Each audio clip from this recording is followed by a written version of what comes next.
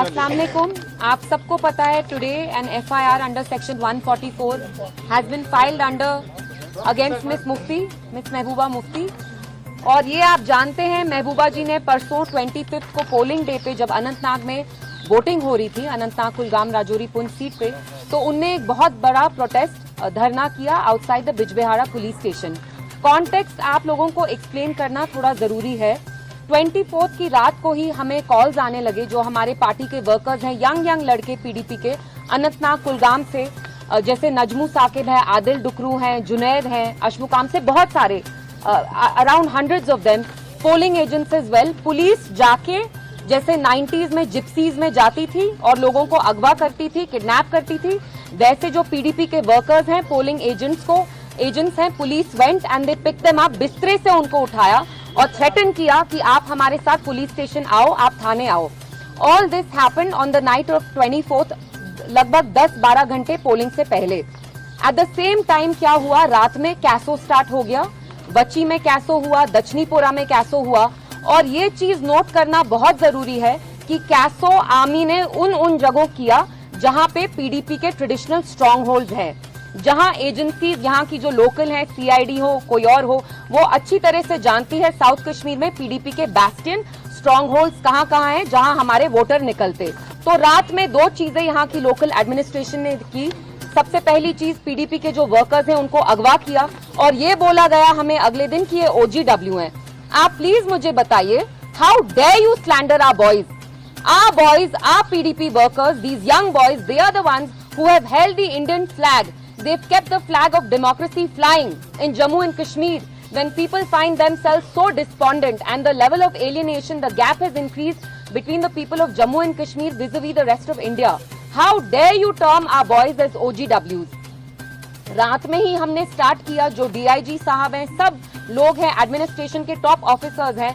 Mehbooba ji tried reaching out to them personally, आपने देखा होगा, मैंने भी एक वीडियो डाला ट्विटर पे, हमें कोई रिस्पांस नहीं आया एडमिनिस्ट्रेशन से।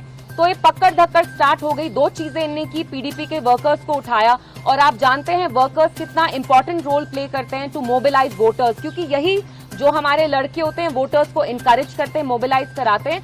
एंड लोगों में साउथ कश्मीर में जहां जहां पीडीपी का ट्रेडिशनल स्ट्रॉन्ग होल्ड था, वहां लोगों के दिलों में दहशत करने की कोशिश की ताकि ये वोट नहीं डालें। और आप खुद देखिए, जो पोलिंग परसेंटेज रही साउथ कश्मीर की, जो हम एक्सपेक्ट करते थे उतना नहीं थी।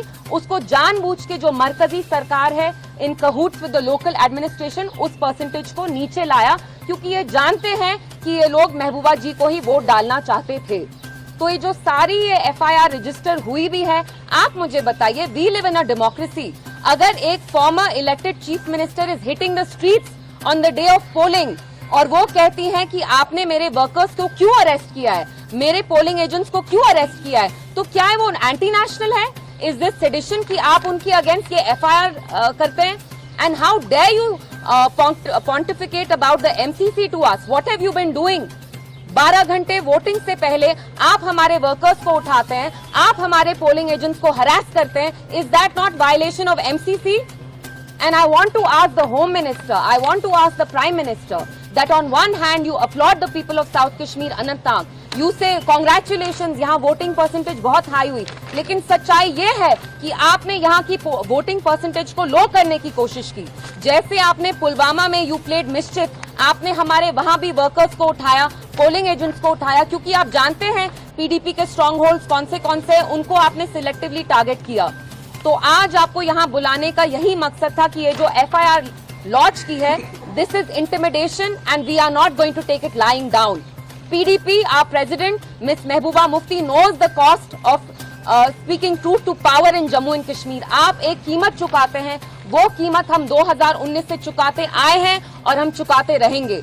और हमारे जो वर्कर्स हैं, यंग लड़के हैं, हमारे जो बुजुर्ग वर्कर्स हैं, लीडरान हैं, मैं उनका शुक्रिया करना चाहती हूँ और मैं उनको ये यकीन दिलाना चाहती हूँ दैट हम इनके सामने घुटने नहीं टेकेंगे। We are here to speak the truth. हमने हमेशा सच्चाई का साथ दिया है और हम देते आएंगे। एंड मेरा message government of India and local administration को ये है कि you dare not touch our boys. They are not overground workers, they come from good families, they have worked. आप लोग यहाँ जमहूरियत का जनाजा निकालना चाहते हैं और हरगिज किसी भी सूरत हाल में हम आपको यहाँ जमहूरियत का जनाजा नहीं निकालने देंगे। तो मैं यही आके आप लोगों से इसी के बारे में बात करना चाहती थी।